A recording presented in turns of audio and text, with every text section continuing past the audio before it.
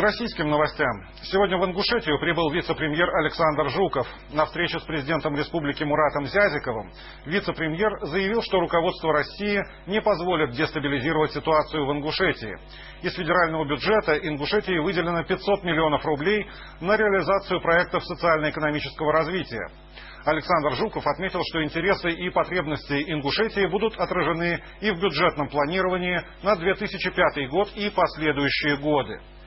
Было принято решение о том, что до 1 мая в полном объеме будут перечислены средства, связанные с жилищными проблемами для вынужденных переселенцев, ликвидации последствий ингушского конфликта.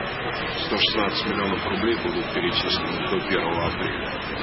А до 1 июня правительство будет решать вопрос о дополнительном выделении до 400 миллионов рублей.